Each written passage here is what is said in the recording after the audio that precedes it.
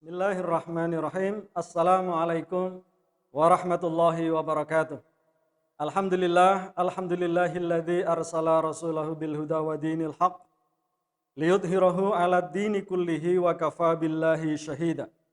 Asyhadu an la ilaha illallah wahdahu la syarikalah wa asyhadu anna sayyidana Muhammadan abduhu wa rasuluhu la nabiyya ba'da. Allahumma salli wa sallim wa barik ala nabiyyina Muhammadin wa ala alihi wa ashabihi wa man tabi'ahum bi ihsanin ila yaumiddin, amma ba'd. Saudara-saudaraku kaum muslimin dimanapun Anda berada, alhamdulillah pada hari yang insya Allah penuh dengan keberkahan di bulan yang mulia ini, kita kembali dapat bersua lewat channel YouTube Masjid Raya Telaga Kauripan dalam program kajian Ramadan 1441 Hijriah. Semoga di bulan penuh dengan keberkahan dan pelipat gandaan pahala ini, seluruh rangkaian aktivitas yang kita jalankan diterima oleh Allah Subhanahu wa taala sebagai amal ibadah yang kelak dapat memperberat timbangan amal kebajikan kita ketika kita dipanggil untuk menghadap Allah Subhanahu wa taala. Ma'asyiral muslimin rahimakumullah. Pada kesempatan hari ini saya akan mengangkat tema model keluarga di dalam Al-Quran. Kita sebagai orang-orang beriman sudah semestinya menjadikan rujukan utama dalam kehidupan kita itu adalah Al-Quran. Mengambil role model untuk setiap sikap dan perilaku kehidupan kita dalam seluruh segi dan dimensi kehidupan kita itu adalah dari Al-Quran.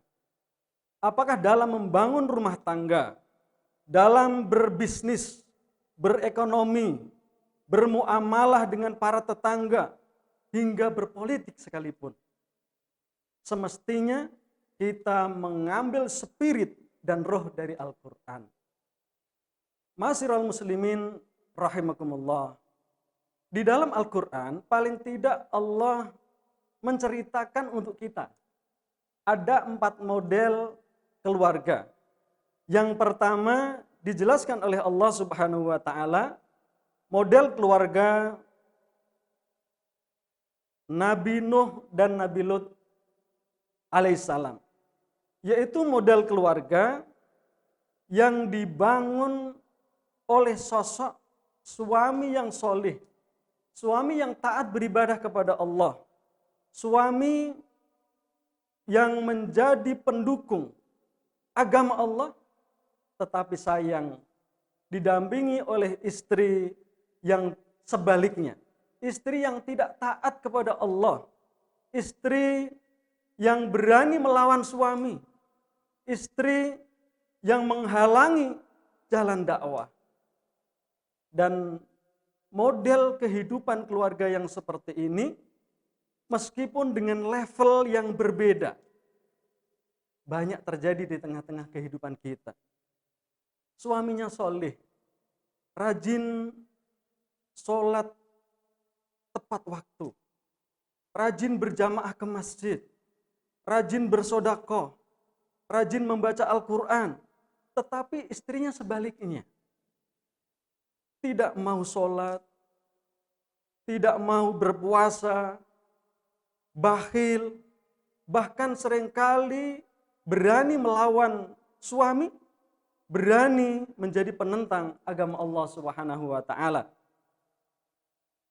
Kaum muslimin yang semoga senantiasa berbahagia, Allah abadikan model keluarga yang seperti ini di dalam Al-Quran. Surat At-Tahrim ayat 10. A'udzu billahi minasyaitonir rajim. Daraballahu mathalan lilladzina kafaru imra'ata Nuhin wa imra'ata Lut. Kanata tahta abdaini min ibadina shalihaini fa khanatahuma. Falam yughniya anhuma minallahi syai'a wa qilat khulan nara ma'ad dakhilin. Allah membuat perumpamaan bagi orang-orang kafir, istri Nuh dan istri Lut. Keduanya berada di bawah pengawasan 2 orang hamba yang soleh. Di antara hamba-hamba kami, kata Allah. Lalu kedua istri itu berkhianat kepada kedua suaminya. Tetapi kedua suaminya itu tidak dapat membantu mereka sedikit pun dari siksaan Allah. Dan dikatakan kepada kedua istri itu, masuklah kamu berdua ke neraka bersama orang-orang yang masuk neraka. Kaum muslimin, saudara-saudaraku yang semoga senantiasa berbahagia dimanapun Anda berada. Ternyata kesalehan suami tidak menjamin kesalehan bagi istrinya dan juga kesalehan bagi keluarganya. Ini harus menjadi pelajaran bagi kita semuanya. Kalau ternyata kita menghadapi persoalan berkeluarga yang seperti ini, maka jangan serta-merta kemudian kita putus asa. Jangan serta-merta kemudian kita menyerah. Tetapi jadikanlah keadaan ini sebagai peluang dakwah, perjuangan membangun keluarga yang diridhoi oleh Allah Subhanahu wa taala. Bimbing istri dengan sebaik-baiknya. Ajak istri untuk terus belajar dan belajar. Untuk mentaati Allah Subhanahu wa taala. Untuk mencintai ajaran-ajaran Allah dan Rasulullah sallallahu alaihi wasallam. Keluarga yang seperti ini sesungguhnya di tengah-tengah kehidupan kita itu banyak. Mudah-mudahan Allah jaga keluarga kita dari model keluarga yang seperti ini. Ma'asyiral muslimin rahimakumullah. Kemudian model keluarga yang kedua adalah keluarga Fir'aun dan Sayyidah Asiyah. Model keluarga yang dibangun, yang dihuni oleh sosok suami ahli maksiat. Sosok suami yang tidak taat, sosok suami yang tidak mencintai Allah, bahkan dia berani mengaku sebagai Tuhan. Dan sebaliknya didampingi oleh sosok istri yang penyabar, yang ahli ibadah, yang cinta kepada Allah, cinta kepada ajaran Allah. Sekali lagi, tentu dengan level yang berbeda. Model keluarga yang seperti ini banyak terjadi di tengah-tengah kehidupan kita. Karena apa yang Allah kisahkan di dalam Al-Quran itu sesungguhnya adalah fakta sejarah. Dan sejarah dengan karakternya, dia akan berulang dari satu zaman ke zaman berikutnya. Hanya saja dengan sosok yang berbeda. Tetapi substansinya seringkali sama. Karena itu ma'asyiral muslimin rahimakumullah. Kalau ternyata kita menghadapi persoalan berkeluarga yang seperti ini, tentu istri jangan serta-merta kemudian menyerah, kemudian putus asa.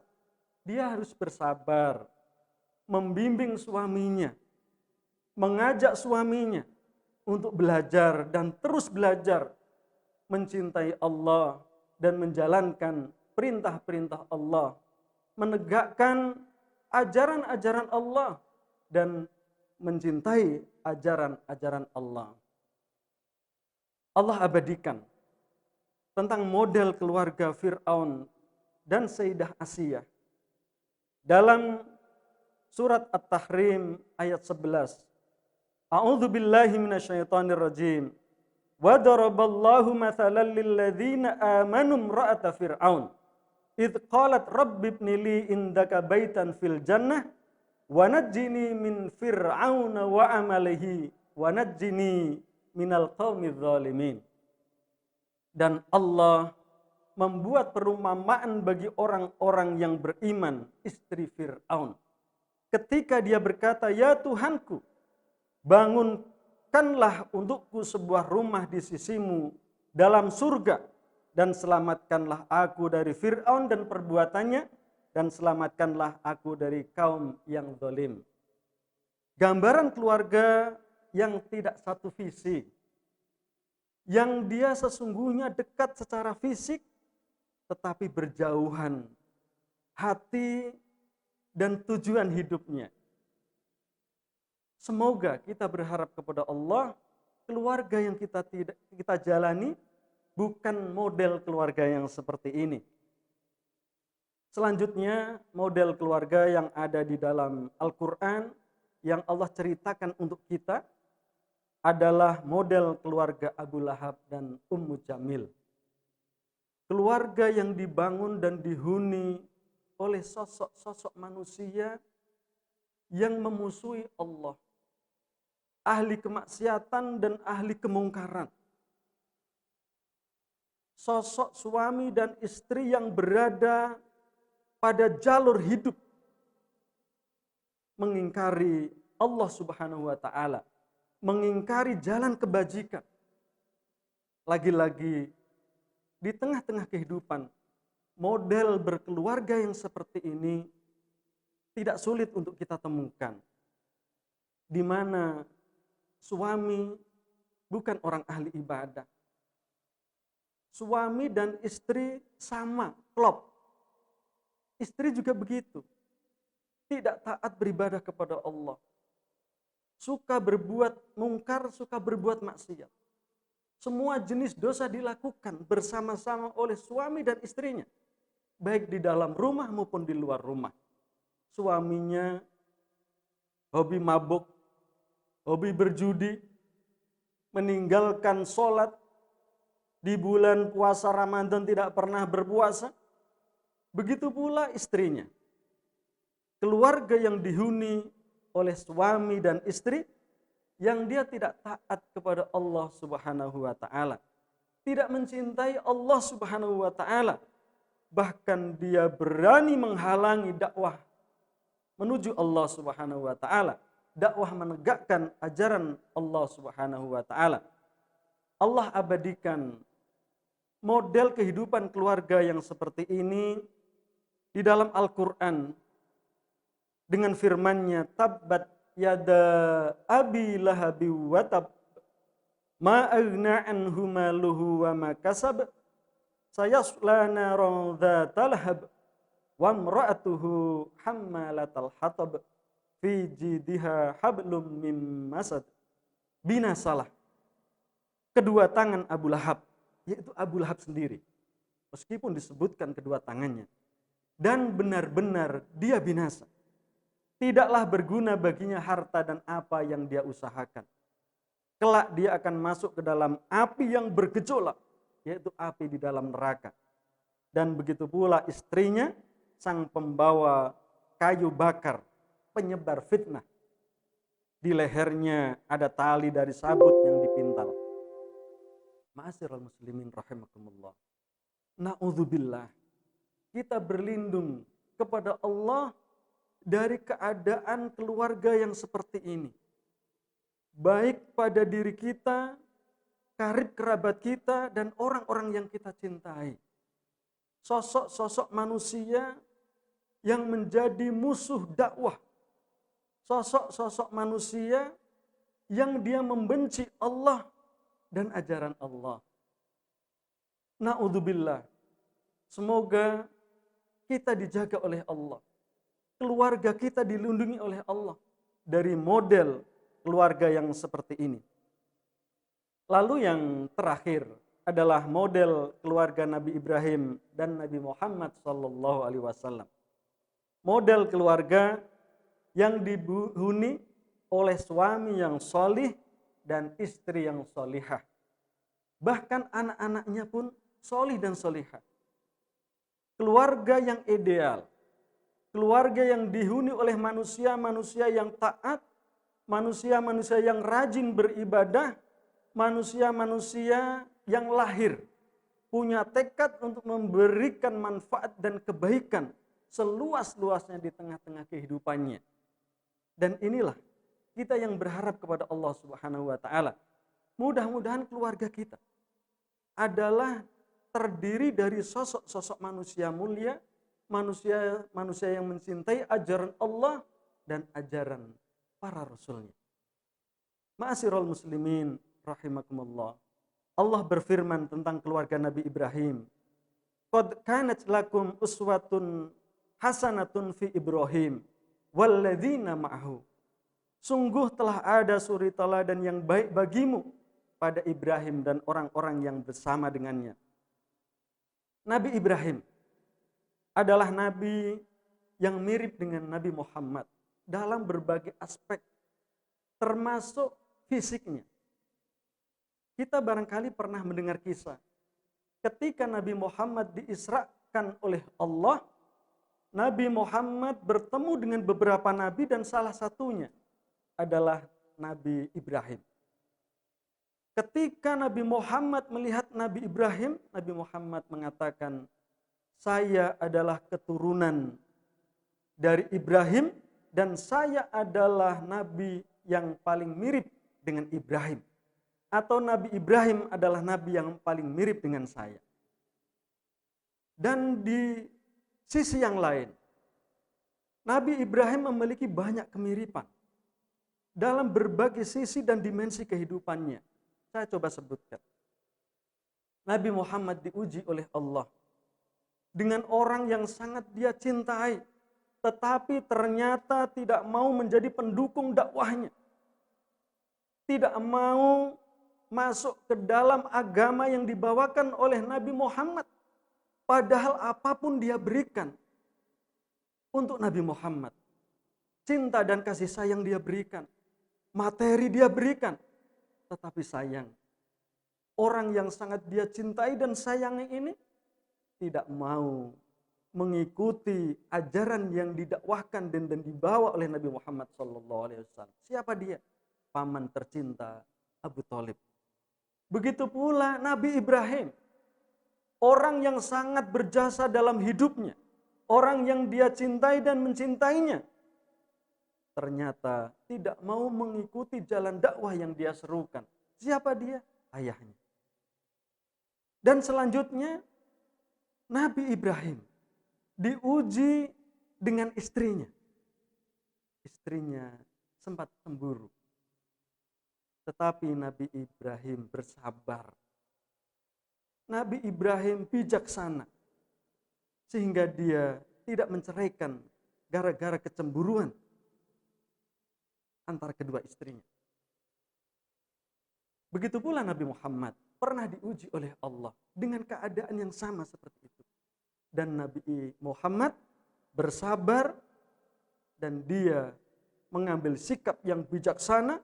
Dia tidak menyeraikan istrinya gara-gara kecemburuan yang ada di antara istrinya. Diuji oleh Allah dari sisi yang lain. Nabi Ibrahim diuji, dicoba oleh Allah agar mengorbankan anak yang dia cintai. Diuji oleh Allah dengan anak yang dia sayangi.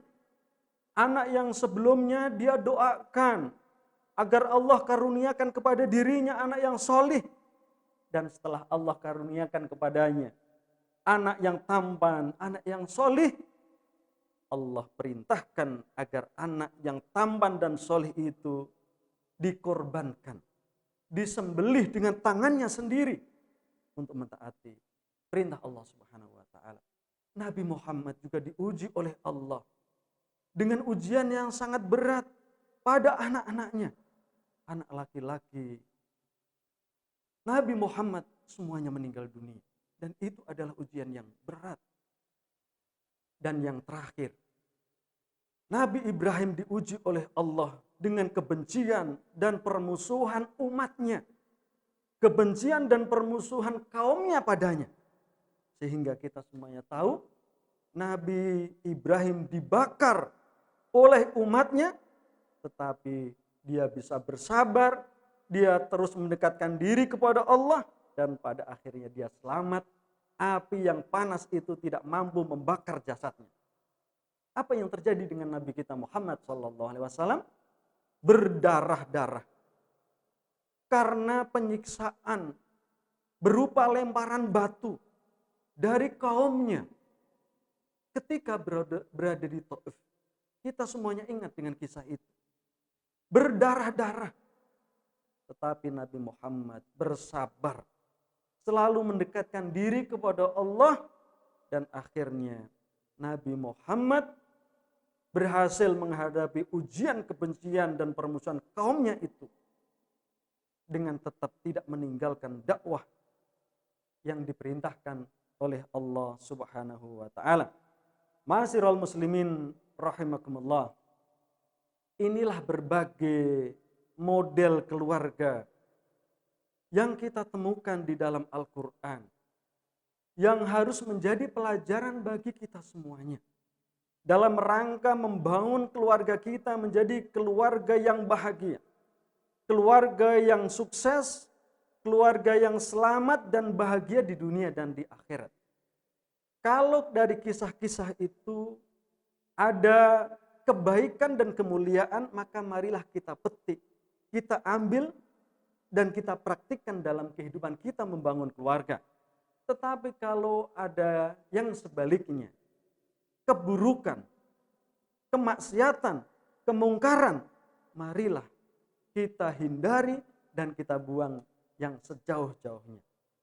Semoga keluarga kita semuanya bisa menjadi keluarga yang solih, keluarga yang senantiasa taat kepada Allah Subhanahu wa Ta'ala, senantiasa mengikuti apa yang diteladankan oleh Rasulullah Sallallahu Alaihi Wasallam. Mudah-mudahan kajian Ramadan pada hari ini bisa memberikan ruh dan spirit kepada saudara-saudara kaum muslimin dimanapun Anda berada, agar berjuang sekuat tenaga untuk membangun keluarganya sebagaimana keluarga Muhammad, Nabi kita semuanya. Dan juga sebagaimana keluarga Nabi Ibrahim alaihissalam. Keluarga yang dihuni oleh suami yang solih dan istri yang solihah, oleh putra-putri yang solih dan solihah, keluarga yang berada dalam ketaatan kepada Allah Subhanahu wa Ta'ala, senantiasa berusaha menegakkan perintah-perintah Allah dan menjauhi larangan-larangan Allah. Keluarga yang sanggup terdengar dari lisan para penghuninya mengatakan, baiti jannati, rumahku adalah surga bagiku. Surga ketika di dunia, sebelum kita menikmati surga yang hakiki nanti ketika menghadap Allah Subhanahu wa Ta'ala. Keluarga yang tidak hanya bersama-sama ketika di dunia, tetapi keluarga yang akan terus bersama-sama sampai di surga Allah Subhanahu wa Ta'ala. Terima kasih atas segala perhatiannya. Mohon maaf atas segala kekurangan. Usikum wa nafsi bitaqwallah. Billahi taufiq wal hidayah. Assalamualaikum warahmatullahi wabarakatuh.